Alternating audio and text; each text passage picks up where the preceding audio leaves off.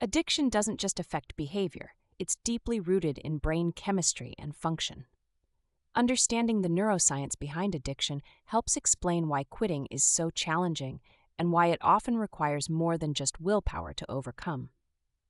These videos are made possible thanks to our amazing sponsors. Meet anyone for anything on the Introducer app. Whether you're looking for friends, romance, or something in between, Introducer has you covered. Download for free today. Experience a new heaven and a new earth in a virtual paradise and global community. Church has never looked like this. Your contribution can bring Earth 2.0 to life. Finally, if you'd prefer to watch these videos without ads, visit our mental wellness hub on the Happy app. Click the links in the description. At the heart of addiction is the brain's reward system, which is designed to encourage behaviors that are essential for survival, like eating or socializing, by releasing feel-good chemicals. When you experience something pleasurable, your brain releases dopamine, a neurotransmitter that makes you feel rewarded. In a healthy brain, this system helps reinforce positive behaviors. But addiction hijacks this process. When a person uses an addictive substance or engages in addictive behavior, like gambling, the brain releases a surge of dopamine, far more than it would for natural rewards like food or social interaction. This flood of dopamine gives an intense feeling of pleasure or high. Over time, the brain becomes less sensitive to these dopamine surges, leading the person to need more of the substance or behavior to achieve the same effect. This is known as tolerance. Addiction also alters the brain's neuroplasticity, which refers to the brain's ability to change and adapt. While neuroplasticity is usually a good thing, helping us learn and grow, in the case of addiction, the brain rewires itself to prioritize the substance or behavior above all else. The brain begins to associate the substance with survival, driving the person to continue seeking it despite the harm it causes. Example: imagine a reward system like a car engine. In a healthy person, the engine runs smoothly, with dopamine acting as fuel for natural pleasures. In addiction, it's like slamming on the gas pedal, flooding the engine with fuel. Over time, the engine, your brain, stops working properly without that extra fuel, making you feel like you can't function without the substance. Dopamine is one of the main neurotransmitters involved in addiction. It's responsible for the intense pleasure and reward feeling associated with substance use or addictive behaviors. However, dopamine isn't the only chemical involved in addiction. Other neurotransmitters, like serotonin, also play a role in how addiction impacts mood and behavior. Dopamine, often called the pleasure chemical. Dopamine reinforces behaviors by making you feel good when you engage in them. In addiction, dopamine becomes linked to unhealthy behaviors, driving you to seek out substances or actions to achieve that reward. Serotonin.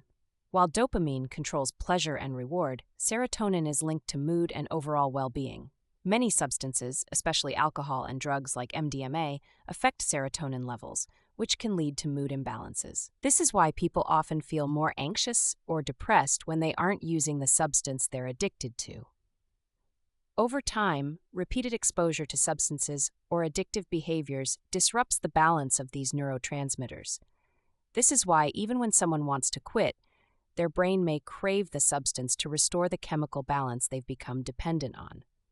Example: think of dopamine as the reward you get for doing something good and serotonin as your mood stabilizer. Addiction throws these out of balance, causing your brain to constantly seek more dopamine, the reward, and struggle to maintain stable serotonin levels, the mood. Craving and withdrawal are two of the most powerful forces driving addiction.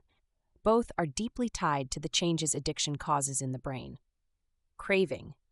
Cravings occur when the brain demands the substance or behavior that it has become dependent on for pleasure.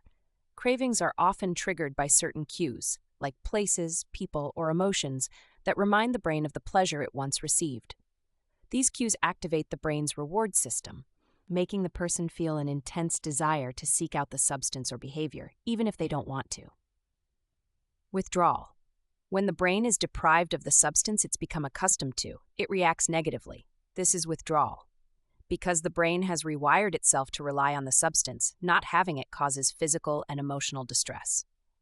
Withdrawal symptoms vary depending on the substance, but often include O. Physical symptoms: shaking, sweating, nausea, headaches. Emotional symptoms: anxiety, irritability, depression, restlessness. Cravings and withdrawal symptoms are powerful because they stem from the brain's need to restore balance after addiction has disrupted its normal functioning. This is why relapse is so common.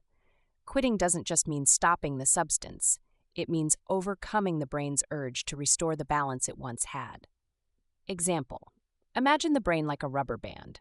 In a healthy person, it's stretched just the right amount. In someone with an addiction, the band is stretched too far. When they try to quit, the band snaps back, causing cravings, the desire to stretch it again, and withdrawal, the discomfort of it snapping back. These videos are made possible thanks to our amazing sponsors. Meet anyone for anything on the Introducer app. Whether you're looking for friends, romance, or something in between, Introducer has you covered. Download for free today. Experience a new heaven and a new earth in a virtual paradise and global community.